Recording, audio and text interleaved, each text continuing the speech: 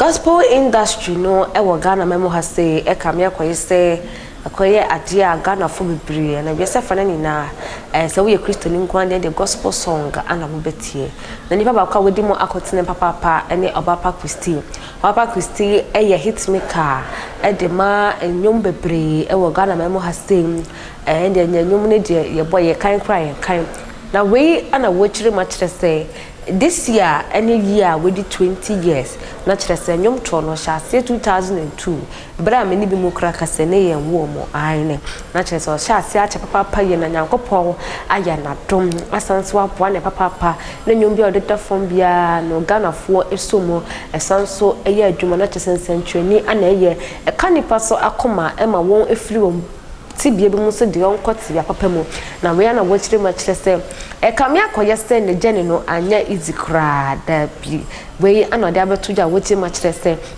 the 20 years of journey no akoye journey bia na enda form kra enfa emma no ekọ wi ase no bobo no nyum no bi enso so e de chere nte bia na wat nyum na so we hu nipa obo ye ne de ne yenko tie Obaapa Christy embra ansa na no menka wo se University Foundation ana asema nam de jumede e ba be som e attention TV so the number n 0548302985 obi anom so onti ase aw Adumo,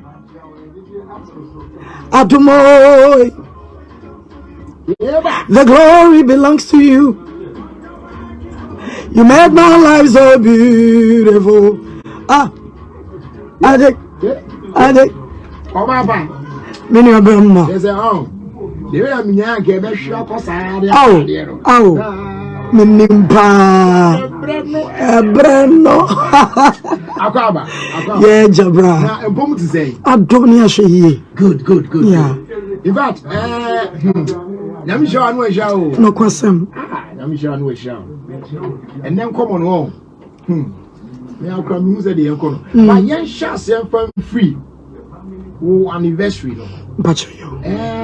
How many years Nini can was it? About 20 years. 20 years. About out 2002. 2002. But I said, and I'm a breaker crack. Wait, Chimmy Hana, we are Chimmy Hana. Yes, Bawan is saying, Intino. I 20 years. About you. Why are they be brave? Pa. Ow. And when I'm at Nasa Namisha, no was say, Medias Damon uncle, because I know, baby, I drew dear, Kaya more to me, and yet, yeah. But, Yamen and many pie. No question. Now, I told that also one more to now to make a can see, yeah. No question. A boy. Who bet me I can say, way, anyway, any dear Maya and Nancy, me Obaapa Christy, a chimia boamia.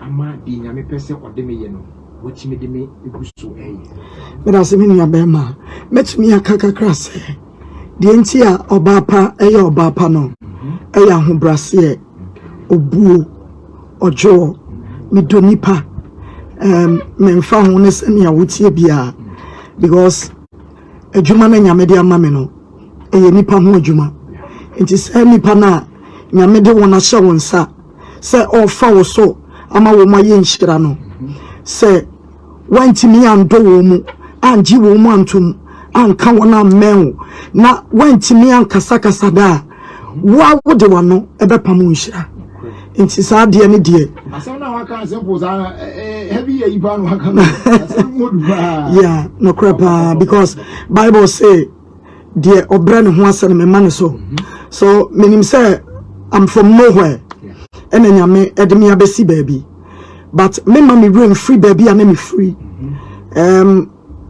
atadi bi anka ne na shame yes I'm like a curious near adi be shama kodru piano me mama rain finita adia yesu be mi piano mi rain finito baby anamesha odunfo ya beyimia ajwa mema mi free near eradia she enti no media eradia me mama remfi no because so me mama refina obe jemi mu o jemi mi mu nso a me say atentengro now you are the mercy of the wind baby I'm from under ebo me bia enti me bia me ye bia no Erade na make ndifo yeah that's wonderful yeah enti 20 years anniversary I celebrate you know saying na yesi this anniversary she yet saying na ye ni so kakra she me da se bo me pa cho nyame ya dom 20 years no 4th September na baso UPSA na me hone say nyame be ye ne makase because launching day me ka say ye launch enkane na me so enema na me hwe nipa dom ni ba bia na program ne bo na hye akiri nanso nipa a edi odo bebo wodom no e kire say ampa say Erade nam Obaapa so na wa mankrofo bia koma ato wonyem enye wodo a nipa no nya ni bibia nto ho emfa manti minim sa 20 years yi enkrofo free akiri ne bencheye eba abe support enhyira nyamedi ehyira me kai say lady B ena wo ye video e de bra me say Obaapa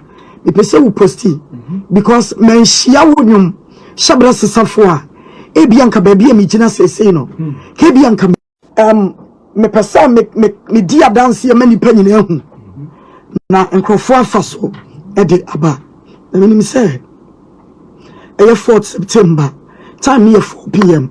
UPSA auditorium ho na jeje no where musicians for bebre na eguso Celestine Donko brother Samme Koku Jesse omudoso PSC star bubobi mame mabo dada Joyce Blessing I some bring also support me so I na me amini abema me kadi ne pa na be hu say DSP ko fi sapon but I say nyame promoting da bia anti no eno na metimi abo say di na ya dia mani say send ameka me kire manti no actually bla ho actually na mabo